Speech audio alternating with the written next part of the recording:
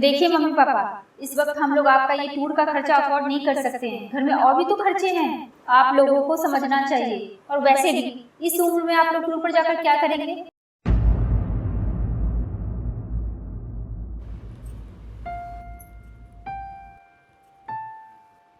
बहू। Mummy papa, हाँ बोलिए। बहू, मैं और तुम्हारी सासू माँ टूर पर जाना चाहते हैं। क्या टूर पे? आपका दिमाग खराब हो गया है? इस उम्र में आप दोनों टूर पे जाएंगे? क्या बात है राधिका, सुबह सुबह क्यों इतना गुस्सा कर रही हो? पूछिए जरा अपने मम्मी पापा से, क्या हुआ है? क्या बात है पापा? वो बेटा, सीनियर सिटीजन का पूरा ग्रुप कश्मीर घूमने जा रहा है। मैंने सोचा मैं और तेरी मम्मी भी साथ में घूम आते। जिम्मेदारियों की वजह से आज तक मैंने तुम्हारे मम्मी को कहीं घुमाने तक नहीं ले गया। तो ले जाइए ना, इसमें क्या हो गया? बेटा, वो 2 हफ्ते का टूर है, तो इसमें मेरा और तेरी माँ के मिला के 20 से 25 हज़ार रुपये खर्च होंगे। क्या 20-25 हजार रुपए? लूट रहे हैं वो लोग आपको। अरे नहीं बेटा, इतने ही पैसे में हमारा जाना रहना खाना और वहाँ घूमने का जो भी खर्चा होगा सब इसी में हो जाएगा। तो इसके लिए 25 हजार कोई ज़्यादा रकम नहीं है बेटा। हाँ बेटा, तेरी माँ सही बोल रही है। पापा मम्मी, इस वक्त आपका ये खर्चा हम अफोर्ड नहीं कर सकते। बुरा मत मानिएगा मम्मी पापा, लेकिन ये उम्र आप लोगों की भजन कीर्तन करने की है, ना कि टूर पे जाने की। बेटा, इस टूर पर सिर्फ हमारे ही उम्र के लोग जा रहे हैं, वरना हम भी मना कर देते। बेटा, जब से हमारी शादी हुई है तब से लेके आज तक तुम्हारी मम्मी को कहीं घुमाने लेके नहीं गया मैं। इसलिए बेटा, मैं ये मौका खोना नहीं चाहता। देखिए मम्मी पापा, इस वक्त हम लोग आपका ये टूर का खर्चा अफोर्ड नहीं कर सकते हैं। घर में और भी तो खर्चे हैं, आप लोगों को समझना चाहिए। और वैसे भी इस उम्र में आप लोग टूर पर जाकर क्या करेंगे? बेटा, मेरी बात सुनो। पापा, राधिका सही तो कह रही है, हम आपका खर्चा इस वक्त अफोर्ड नहीं कर सकते। आप अपने ग्रुप वाले को मना कर दीजिए।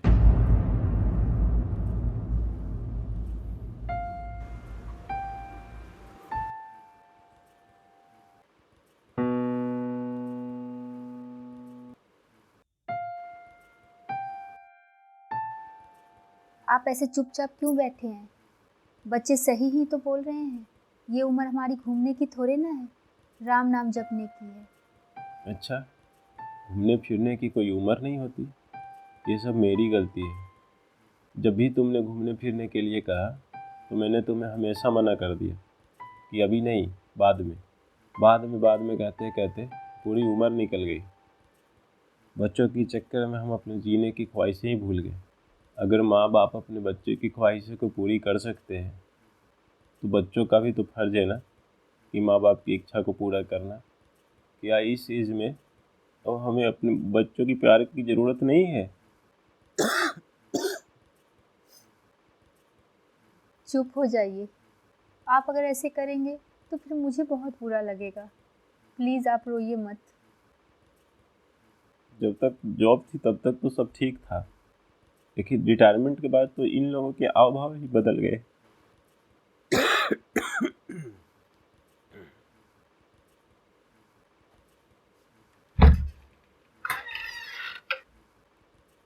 क्या कर रहे हैं आप? अरे कुछ नहीं।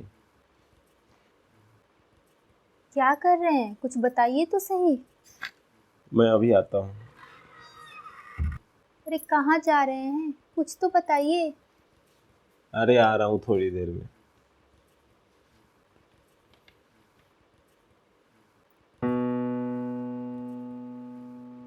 उनको गए कितनी देर हो गई, अभी तक नहीं आए। सुबह से लेकर शाम हो गई है, पता नहीं कहाँ चले गए हैं। कम से कम बताकर तो जाना चाहिए था कि कहाँ जा रहे हैं। टूर पर जाने के लिए मना क्या कर दिया, मुंह फुलाकर घर से निकल गए। 25 हजार रुपये दे दो इन्हें टूर पर जाने के लिए।